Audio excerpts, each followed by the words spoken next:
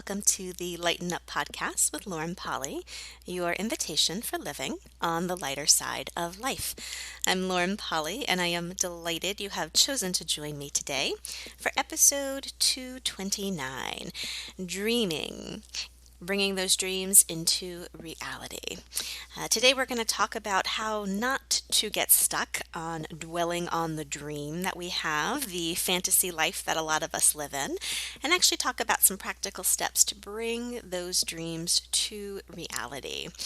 If you're listening to this show, it's probably because you are drawn to possibilities, looking at life from different perspectives, playing outside of the box, and maybe coloring outside of the lines a bit.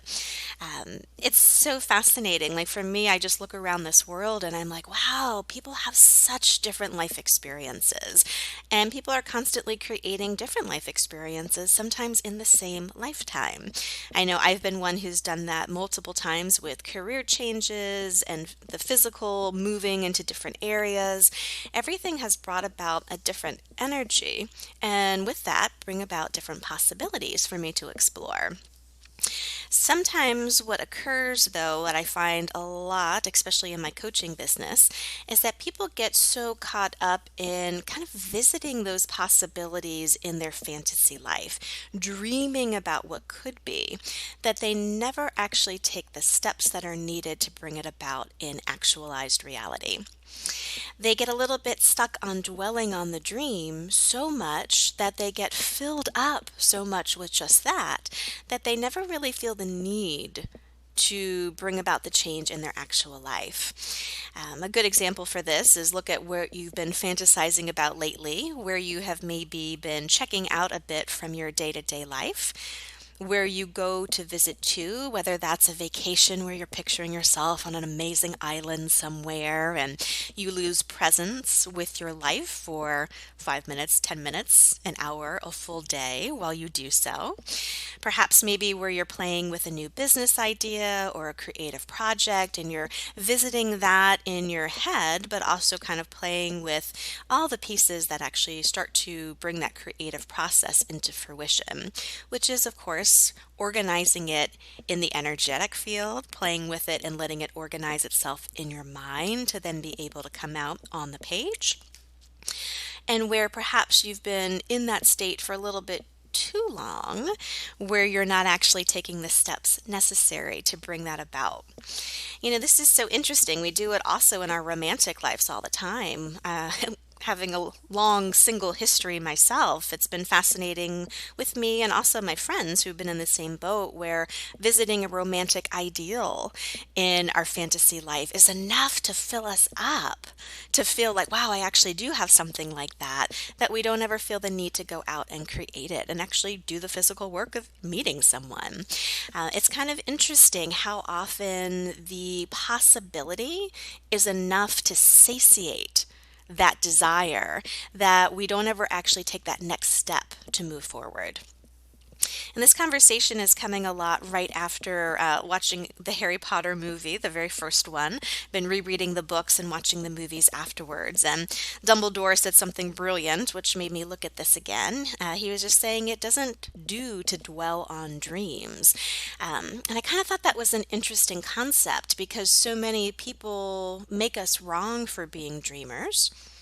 Right? And you've probably heard that before in your life of like, get your head out of the clouds. You got to get practical, get real. You may have heard someone say that's not possible, give it up. It's not that. It's not that you give up the dream. But for me, when I heard don't dwell on dreams, it was way more this energy where we live so much in our fantasy life and we check out of our actual life so frequently that we never do the work to actually bring it into a place where we can have it. So just take a beat, take a breath, and see where creatively, relationship-wise, business-wise, maybe even body-wise, where you've been dreaming of the ideal body, and wouldn't that feel amazing? But then, unfortunately, you check out and leave your actual body behind in the process. Just take a peek for where this may be at play for you, where perhaps you have been dwelling on the dream. And it's not that, again, you're wrong for having those dreams. I take a very different perspective on this. You are dreaming about it because it's a possibility. It is in your fantasy life because you know you're able to create it. There wasn't a brilliant idea out there in the world that wasn't born from somebody having a wild fantasy or a wild dream that probably other people poo-pooed nonstop. Don't make yourself wrong for being a dreamer or for seeking something else. But where have you been getting stuck? Or maybe, like I said, so fulfilled off the energy of the possibility, of the fantasy of it, of the checkout to visit it, that you kind of feel like you have it already, even though you actually don't. What if instead it was growing this ability, growing the capacity, like taking your little water bottle, 8 ounce, and growing it to a gallon size and expanding it from there, maybe a 5 gallon size, maybe an entire water tank full, the capacity to actually receive that. The thing is, these dreams that we have, these possibilities that we're playing with, in order to actualize them, in order to actually have them, not just in possibility form, but in actualized form, you need to grow your capacity to receive. And I know sometimes the word capacity gets a bit strange in people's worlds, but if you think about it like that, you think about it like a water tank that you just keep growing and growing and expanding, you need the possibility to actually receive it and to create enough space to actually have that thing to begin with. And how many of your dreams have really required you to have a greater capacity for receiving and a greater capacity for having that thing that you haven't actually allowed to grow? And in those cases, guess what? It's easier to keep them out in possibility land or in fantasy land because you can visit the energy without actually changing your life, changing perhaps the physical makeup to grow that capacity. Receiving a relationship, having a relationship, that is an energetic shift. That is a capacity growing to have someone in your life. A business or a creative project, that is a massive capacity that you have to grow in order to receive it and to have it. It's the capacity of having the time, the space, the energy to do it, to receive the people that may be coming with all of their interestingness, even to change your body and actually have that body that you perhaps have been dreaming about and kind of feeling like, oh, would it be great if we could kind of change this or change that. There's a capacity that's required to allow it to shift and to change. What could you undertake today that would actually allow you to grow that capacity to receive what you're asking for? And what practical shifts could you make in your living to actually allow the capacity to have it? Now, this can look kind of weird or sound a bit weird to people. Absolutely, I get it. It can sound a little bit foo-foo and airy-fairy, but what if it was more practical than that? If you were looking at receiving more money or like upping your game financially, what can you actually be doing right now with your current finances that would grow your capacity to receive more? Adding in revenue streams, maybe revisiting your current revenue streams and changing things that needed to get changed. And what could grow with your capacity to have it? A lot of times that's an organizational thing. You're not going to be inviting more money into your life or feel comfortable actually going out and creating it if you don't feel like you're able to organize it. If you feel a little bit dumb financially, it's going to get a little bit hard. People are like, oh, I want more money. But at the same time, if they don't feel like they can organize it and actually work with it, be with it, they're going to constantly be shoving it away. I went through this for years, especially with my business in terms of receiving people, because people bring a lot of interesting stuff to the table. But if you have a people-based business, which I know a lot of you do, coaches, healers out there, you have to grow your capacity to receive the people in all their interestingness, and also the ability to have those people in your living. And again, a lot of times that goes back to this organizational conversation. How do I organize my time, my energy, my money, my resources so that I still have time for me, even when other people come into play? You can see how this is an interesting conversation on receiving, but also the growing the capacity to actually have it too. Maybe some homework for this week, actually write down top 3 things you're really, really fantasizing a lot about. You're visiting in those spare moments where you're able to float away a little bit. Top 3. And from there, I want you to ask the question, how much am I filled up by the energy of this possibility, by the fantasy of it, that I don't really feel the need to take action on it at all? Get real with yourself, be honest with that, because that actually may unlock a lot of what you've been asking for, but haven't yet been able to create in your life.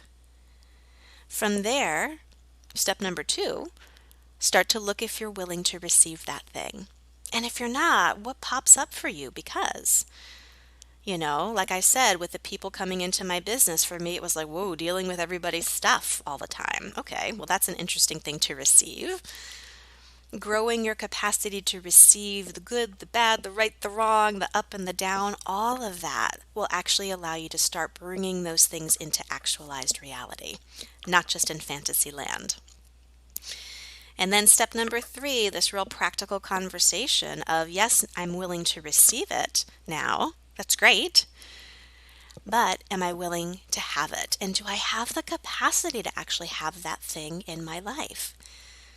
Am I willing to make space for a relationship when I've been asking for one, but haven't been willing to yield the space that's required to invite somebody in? Am I willing to actually create the capacity, the space, the resources, the energy for me to put my metal, put my backbone behind that business creation I've been talking about, or that creative project that's been bouncing around my head? Am I willing to actually create the space for the things I've been asking for? And when they do start to appear, do I actually allow them to land in my space and to play with them? Or is there kind of a volleyball energy where once it comes into your court, you immediately want to bap the ball away? Just some interesting things to start to play with so that your fantasies don't become dreams that you dwell on. They don't become possibilities that you get to leave your life to visit, but in the meantime, your actual physical life doesn't change at all. This is really the beginning steps to a conversation on how to have a life that you actually desire. What that takes is being honest with yourself that you're not checking out constantly and getting so filled by the possibility of the thing that you never take action, because nothing ever changes that way. It's making sure you actually are asking for things that you're willing to receive in your life so that you're not wasting time on asks, on requests that can't be fulfilled, or that you're working against yourself to be able to fulfill. And finally, the big one that a lot of people don't talk about, it's being able to grow that capacity to have it so that when those things do show up in your life, the relationship, the business, the creative project, all of that, there's a place for it to land. There's a place for it to grow. And there's the resources in your own part to be able to nourish it and continue to foster it and to help it be a sustainable thing in your life for years to come. Have fun playing with this. Again, you can always reach out to me at lauren@laurenpolly.com. Let me know how it's going. If you're interested in some more one-to-one help around this is kind of my sweet spot. I love working with my coaching clients on. You can apply for a session with me. We can dive into this a little bit deeper and see where perhaps you may be a bit more stuck in fantasy and dwelling on dreams and how to shake it up so that you actually get to have the life you desire. I'll put the link for that down below. Have an amazing week, and as always, I will chat with you next Tuesday.